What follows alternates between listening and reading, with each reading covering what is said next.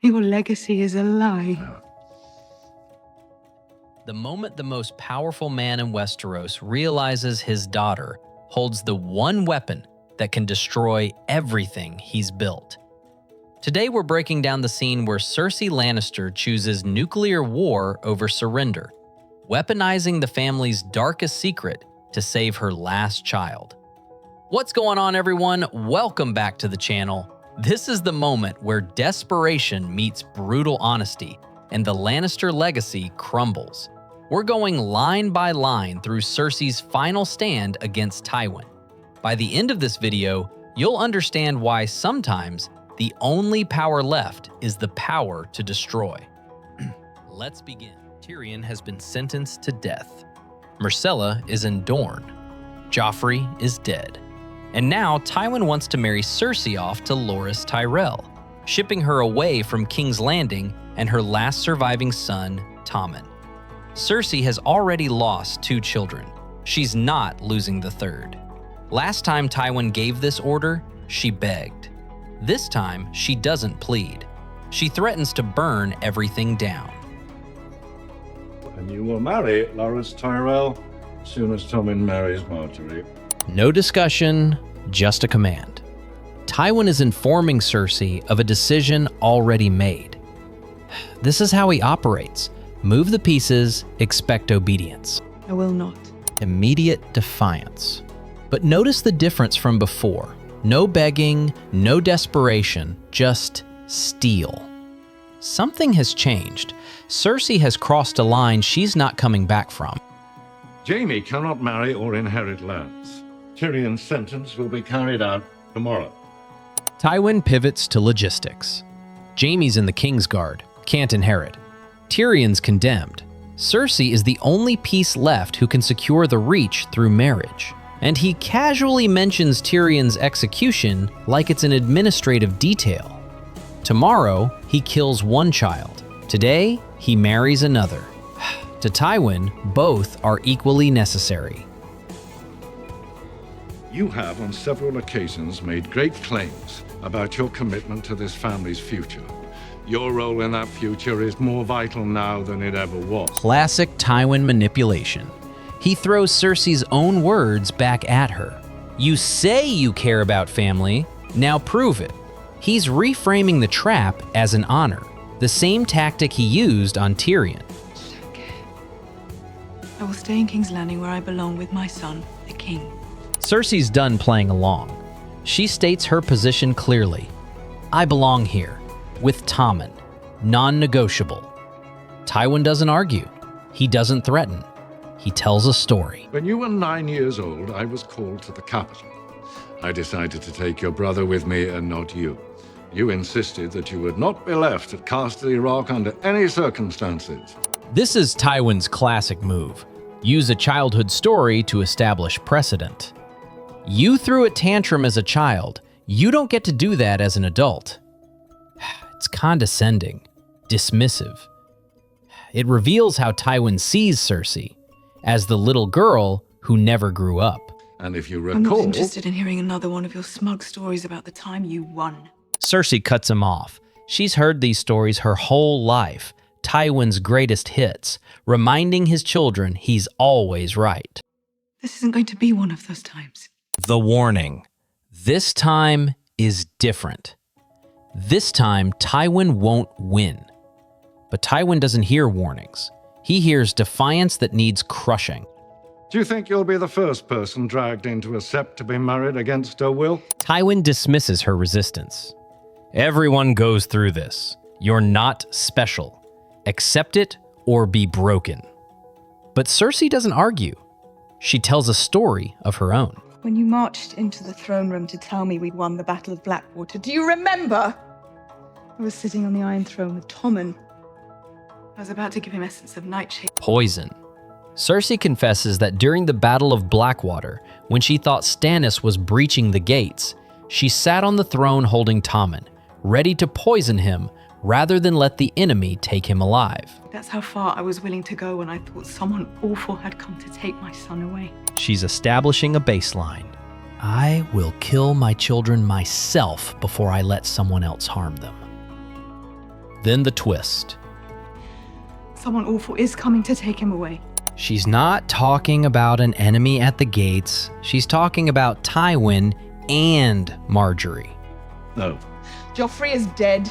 Marcella's been sold like livestock, and now you want to ship me off to Highgarden and steal my boy, my last boy. Every loss, every sacrifice pours out. Joffrey, murdered at his wedding. Marcella, sent to Dorne as a political pawn. Tommen, her last child. Marjorie will dig her claws in, you will dig your claws in, and you'll fight over him like beasts until you rip him apart. This is Cersei's nightmare. Tommen pulled in every direction. Marjorie manipulating him. Tywin controlling him. Cersei sent away, powerless. I will burn our house to the ground before I let that happen. The threat. The line in the sand. And how will you do that? He's calling her bluff. You're powerless. What exactly are you going to do? The same arrogance that's defined Tywin his entire life, the belief he's controlled every variable, neutralized every threat. Cersei smiles, because she has the one weapon he never accounted for. I'll tell everyone the truth. Everything changes in that moment. What truth would that be? He's probing, trying to understand her leverage. You don't know, do you? You never believed it. How is that possible? Cersei stares at her father, the great Tywin Lannister, master strategist, and realizes he's been blind his entire life. What am I saying? Of course it's possible. How can someone so consumed by the idea of his family have any conception what his actual family was doing? Devastating. You built your identity around family legacy. You sacrificed everything for the Lannister name. And you never actually looked at us. We were right there in front of you and you didn't see us. One look in the past 20 years. One real look at your own children and you would have known. 20 years of willful blindness. Known what? The moment of truth. Everything they say is true about Jaime and me. Silence. The rumor whispered throughout Westeros. The scandal that defined the War of the Five Kings. The secret is always denied. Cersei just confirmed it. She and Jaime have been lovers. Joffrey, Myrcella, Tommen, not Robert's heirs. Bastards, born of incest. No. Not a command, a denial of reality. Because if this is true, everything collapses. The Lannister claim to the throne? A lie. The family legacy? Built on incest and deception. His grandchildren? Bastards with no legitimate claim. Your legacy is a lie. 5 words that destroy a lifetime of work. Decades building the Lannister name into the most powerful force in Westeros. Wars fought, marriages arranged, ruthless calculations made, all to secure the family's future. All for nothing. I don't believe you. But watch his face. No conviction, no certainty. He's not stating a fact, he's making a wish.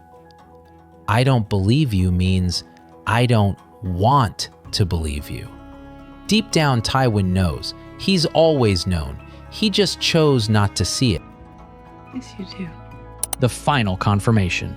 Cersei isn't arguing, not presenting evidence, simply stating the truth both have always known, but never acknowledged. Tywin believes her. He's believed it for years. He just buried it so deep, convinced himself it wasn't real. But now, it's been said out loud, and there's no going back. The power reversal. The scene starts with Tywin holding all power, giving orders, controlling the conversation, dismissing resistance. It ends with Cersei holding the nuclear option. Information so destructive, it renders Tywin's power meaningless. The mother versus the patriarch. Tywin cares about family as legacy, names, titles, power, reputation. Cersei cares about family as people, her actual children, their safety, their lives. Tywin will sacrifice his children for the legacy. Cersei will sacrifice the legacy for her children. The willful blindness. The tragedy of Tywin Lannister. He refused to see what was right in front of him. Not because he couldn't, but because acknowledging it would mean confronting the fact that his life's work was built on a lie. So he didn't look. For 20 years. And when he finally has to see the truth, it destroys him. This conversation marks the beginning of the end for the Lannister dynasty. Tywin dies that night, killed by Tyrion while sitting on a toilet. His last moments are as far from dignity as possible. Cersei weaponizes the truth, crosses a line she can't uncross, and the secret eventually destroys them all. Because once truth is spoken, it can't be unspoken. Once legacy is revealed as a lie, it can't be restored. Cersei destroys her father not with armies, but with honesty, the one weapon he never prepared for. What's your take? Was Cersei right to burn it all down?